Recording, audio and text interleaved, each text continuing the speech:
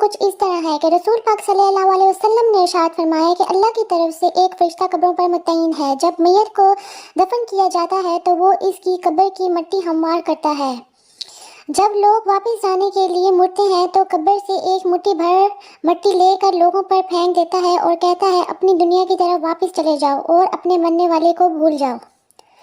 हज़रत अली रज़ी अल्लाह ताला अन्हु ने फरमाया, मैंने रसूल पाक सल्लल्लाहु अलैहि वसल्लम को ये फरमाते हुए सुना है कि इंसान की मुश्किल तरीन रात कब्र की पहली रात होती है, क्योंकि जब उसके दोस्त, रिश्तेदार, औलाद और उसके दफनाने वाले इसको दफन करके चले जाते हैं तो वो इंसान रोता रहता है और हर एक के पास जाता है कि मुझे छोड़कर मत जाओ, लेकिन अफसोस उसकी आवाज़ कोई नहीं सुन पाता और कब्रिस्तान में हर कोई अकेला ही रह जाता है। उन फरिश्तों से होता है जो हमारे अमाल होते हैं, वो जिस शक्ल में हमारे सामने होंगे उस बारे में कोई कुछ नहीं कह सकता, और तब वो हमसे हमारी गुजरी हुई ज़िंदगी के बारे में सवाल करेंगे, जिन सवालों के जवाब हमारी इस ज़िंदगी में मौजूद हैं। एक हदीस का मफ़हूम इस तरह से है कि रसूल पाक सल्लल्लाहु अलैहि वसल्लम ने फरमाया, तुम कब्रिस्तान जाया करो, क्योंकि कब्रिस्तान मौत की याद दिलाती है। कब्र में दो फरिश्ते होते हैं जिनको मुनकर और नकीर कहा जाता है, जिनकी आंखें बिजली की तरह चमकती हैं और आवाज़ बादल की गरज की तरह होती है। उनके दांत गाय के सींग की तरह बाहर को निकले होते हैं।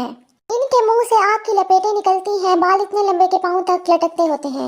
उनके एक कांधे से दूसरे कांधे का इतना फासला है कि कहीं दिन चलकर खत्म हो। मेहरबानी और नरमी उनके पास से भी नहीं गुजरती, लेकिन सख्ती का मामला मोमिनों के साथ नहीं करते। फिर भी ऐसी डरावनी शक्लों की क्या बात। इन दोनों के हाथ एक बहुत बड़ा लोहे का हथौड़ा होता है, जिसको पूरी दुनिया के जिन और इंसान मिलकर उठाना चाहे, उठाना तो दूर की बात, हिला भी नहीं सकते। वो आकर मुर्दे से कहते हैं, उठ के बैठ जाओ, और कफन उसके सर से नीचे उतर जाता है।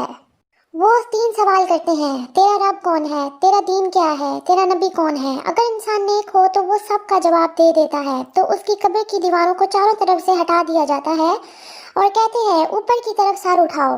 जब ऊपर सर उठाता है तो उसको एक दरवाज़ा नज़र आता है जो जन्नत का दरवाज़ा होता है, और वो कहते हैं, अल्लाह के दोस्त, वो जगह तेरे रहने की है, इस वजह से कि तुमने अल्लाह की इताअत और फरमाबरदारी की। और फिर वो मुर्दे से कहते हैं कि अपने पाँव की तरफ देख, जहाँ से दोज़ख का दरवाज़ा नज़र आता है, और कहते हैं कि अल्लाह के दोस्त, तूने इससे निजात पा ली है। और जब नाफरमानी करने वाला कब्र में रखा जाता है तो कब्र इतनी तंग हो जाती है कि उसकी एक तरफ की पसली दूसरी तरफ की पसली से जा मिलती है। उस पर काले सांप छोड़ दिए जाते हैं, जो कि एक नाक की तरफ से काटना शुरू करता है और एक पाँव की तरफ से, और काटते काटते दोनों दरमियान में आकर मिल जाते हैं। और फिर वो उस बंदे से तीन सवाल करते हैं, तेरा रब कौन है, तेरा दीन क्या है, तेरा नबी कौन है। और वो बंदा उन सवालों के जवाब नहीं दे पाता। उस बंदे से कहते हैं, अपने पाँव की तरफ देख, और जब वो अपने पाँव की तरफ देखता है तो उसको दोज़ख का दरवाज़ा नज़र आता है। और फिर वो उसे कहते हैं, ए अल्लाह के दुश्मन, ये तेरा ठिकाना है, इसलिए कि तूने अल्लाह ताला की नाफरमानी की। और उस शख्स पे 70 दरवाजे जहन्नुम के उसकी कब्र में खोल दिए जाते हैं, जिनसे क़यामत तक गर्म हवाएं और धुएं उस तक आते रहते हैं।